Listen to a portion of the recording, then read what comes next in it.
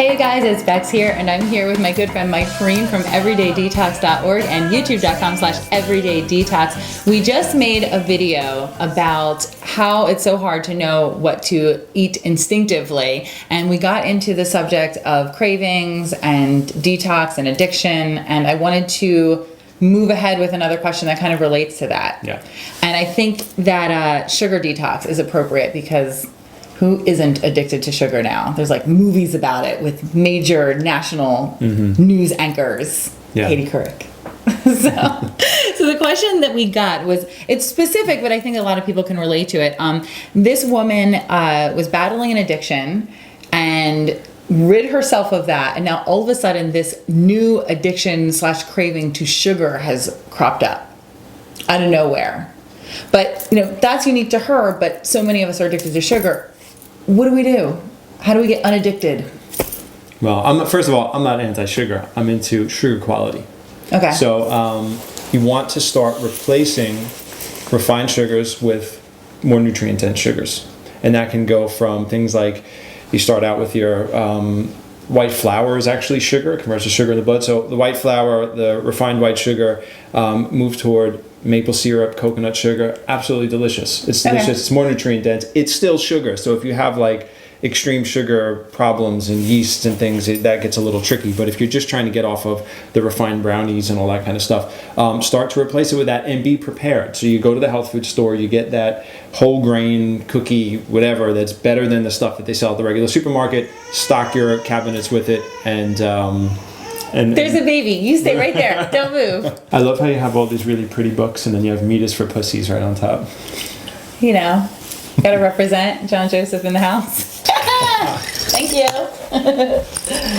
Oh, my little baby. Oh. All right, let's make this video. Yeah. So I'm at the point where I'm only craving, I think, the highest quality sugars, and those are the ones that are coming from Whole Foods, like fruit, like bananas or apples or grapes or whatever. Those are my favorite fruits because they're easy to find. Yeah. But that's where I am. Yeah. But I have an answer to this question, actually. Yeah, let's hear it. Can I?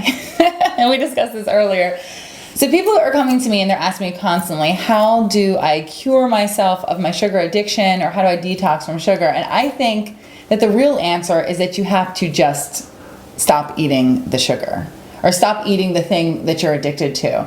And what people are looking for is a product or a thing that they can take that's going to somehow rid them of this craving or this addiction. And that just doesn't exist. And if it does exist, it's probably not good for you because you're not really going through the process of detoxing on a physical level and a soul level, which is important to me. Yeah. Yeah, I agree 100%. The only way to do it is to do it, and you have to do it consistently. The dabbling is a sabotage all the time. Cheat days just cheat you of the results you're trying to get. Ooh, that's a tweetable. Is that a tweet? I'm going to tweet that. Alcoholics that have a drink once in a while are alcoholics. Right. You know what I mean? They don't, you never really break the cycle. You have to break that cycle. And you can do it gradually, because I've never met anyone that's really been on a sugar-free diet for any extended period of time.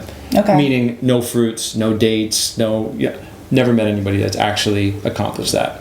And that's when you have to ask yourself, what are your goals? Because my goal was to never be off sugar completely. It was to only have sugars that are serving me well, and that eliminates refined sugar, so I can't have those. Mm-hmm. So over time, with eliminating slowly, because that's the process that I prefer, I was able to accomplish that. So I don't crave refined sugars. In fact, when I have them, they hurt me. Yeah. If I have soda, it's bad news. It's not that it doesn't taste good for that second, but I know immediately that it wasn't a good choice. So that's my answer for you guys. Just have to not do it. And detox sucks, and we're going to talk about that in the next video. The next video is going to be a whole bunch of questions, and a lot of them are about, easing the symptoms of detox, or what's normal during detox. There's tricks, but we'll get to that. You don't like any of the tricks. Let's be nice today. Can I say bye-bye? Thank you so much for watching. Remember to like this video, share with your friends, and leave your comments and questions below.